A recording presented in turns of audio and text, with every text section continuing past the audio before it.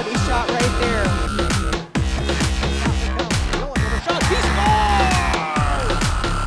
Your official home for Beavers sports. On the campus of Bemidji State University, this is The Huddle with Zach Lunt and Dan Amundsen. The Huddle starts now. Welcome to The Huddle. I'm your host, Zachary Lunt. My co-host up here, Dan Amundsen. How's it going today? Pretty good. Good. All right, let's start out with football. There's new exciting news here today. Today, actually, they released the new signing list for next season. So there'll be 36 players that have been announced on there, and you know one of them from Woodbury, and I know one of them from Bemidji. Sure, yeah, nice. Yeah, so the one from Woodbury, Zach Anderson, he's an old teammate of mine actually. Last year he was a varsity captain, and he had a really good year. He led the team to a 7-1 conference, or regular season record, and then a conference championship and a section championship. Then they lost to Lakeville South in the state championship. So Zach's going to be a good kid to have up here. I'm excited for him, and congratulations, Zach. Yeah, and then I know Caleb Grant. He's a running back they signed from Bemidji State. He was a senior last year, obviously, and bringing with over 1,400 yards rushing in Bemidji State, and they also were bring them to semifinals in state. So yeah, they had a good year too. Yep. So yeah, and that's not all the players that are going to be here. There's going to be some players who walk on next fall. So that's just those who signed a national letter of intent. Yep. So things should be going in the right direction for Beaver football. For sure. All right. Well, now let's get into basketball here for Bemidji State. Women's lose to Sioux Falls Friday, 94-47. And then on Saturday, lose to Western Minnesota State, 72-51. And what's your thought on these tough losses? That Friday loss is pretty ugly. Yeah. Obviously you can have a good team playing a bad team, and we know Bemidji's not the greatest team. But to get a score like that, you also have to have some things just really not go your way. And sometimes that happens.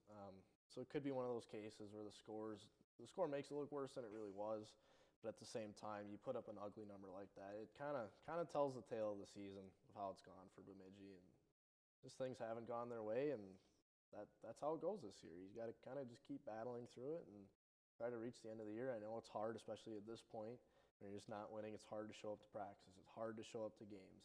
It's hard to want to keep working at it, but you have to, especially if you're a younger player.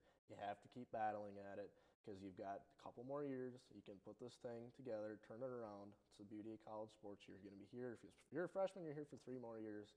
You've got time to turn it around. It's a good learning experience for them. Yeah, for sure. And let's go on to the men's. The men's win Friday 76-73. And then on Saturday, they take the loss 84-62. Thoughts on that? Well, it's always good to pick up a win. Yeah. They've been struggling too, but they've put together a couple more wins. And it's good to see that in the midst of the struggles, they've been able to still keep their heads up and pick up a few games here and there. That keeps morale a little bit higher than it should be, or than it would be, but still kind of a tough season. And I don't see anything special coming out of this season, but it's good to see them pick up a few more wins here and there. Yeah, for sure. And then the upcoming game for this weekend, what's your thoughts on these upcoming games? Yeah, I think Concordia, they're going to put up a good fight. They always seem to just kind of be one of those they're a really small school in St. Paul, but they seem to always be kind of a scrappy little team. So I think they're going to put up a good fight on the men's side of things at least. I could see them maybe beating Bemidji, but Mankato, I think our men's team will take them down, but who knows? The way it's gone, who knows? I don't really know. For sure. So let's get into hockey here. So women's win on Friday 2-1 against Wisconsin, which is ranked number 1. And then on Saturday, they do lose 4-0 to that. Are you surprised by the win on Friday? I really am. Wisconsin's a really good team. And I will say that win actually knocked them down to number 2. Minnesota actually took over that number 1 spot this week. So Wisconsin slid down. There were big posts about it. That number 1 went down to Bemidji, a team that hasn't been performing at its highest level either. That's always a fun win. I'm sure there's a lot of celebrating in the locker room after that.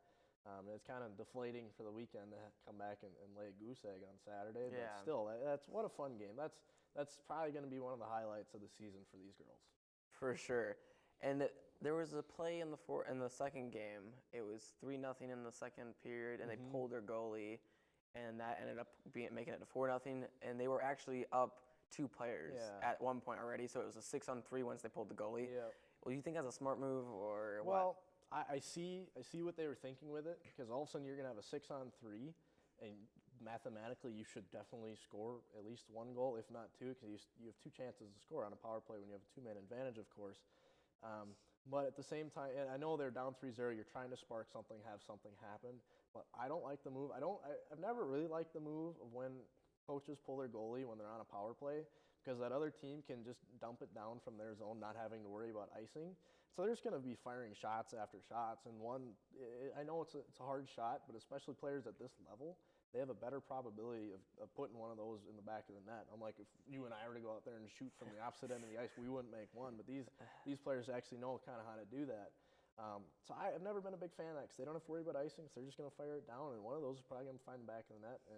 And that's what happened. Exactly. And it literally happened within like 15 seconds of the game, Yeah. and at least in the penalty. Yeah. So the upcoming game for the women's is against Ohio State. Thoughts on that? You think they're going to win both? Split the series? I'd see more of a split. Ohio State's number 9 right now, a good team. But as we have learned, that those rankings, you can't look at those rankings and really predict the games. You know, the Beavers have come out and beat really, really good teams in the past who have been ranked in the top 10 or top 5 even, as we just saw last weekend.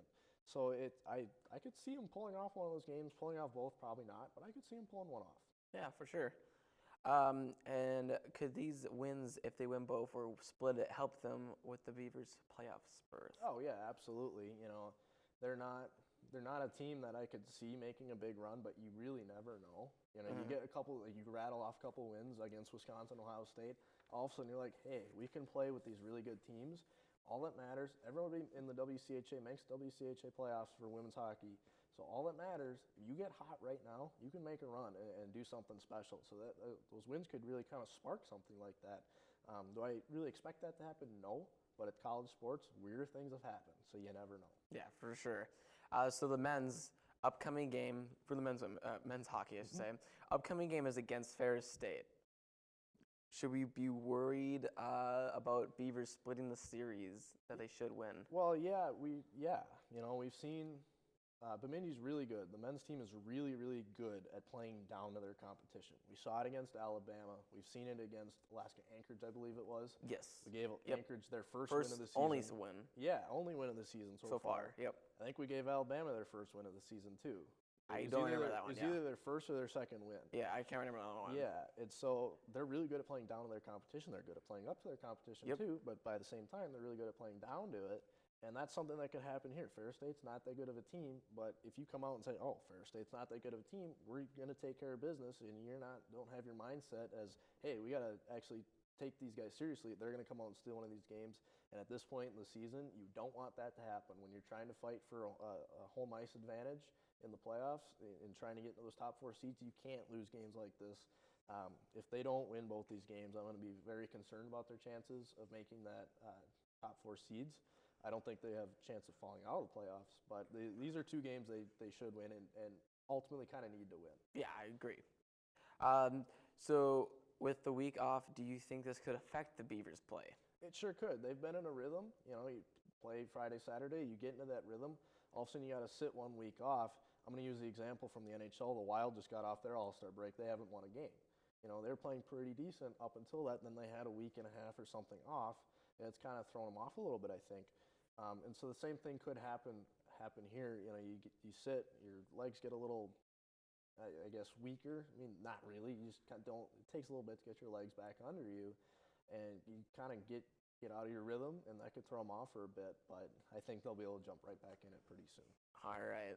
Well, that's all we have for this, but we do have a special with Cassidy, who will bring us track updates on the other side. All right. Thanks, Zach, for that wonderful introduction. I'm Cassidy. I am normally behind the camera, but today I'm in front of it to talk to you about women's track and field. This year, big things have been happening for the Beavers. We've had 8 school records and 2 national qualifiers so far this indoor season.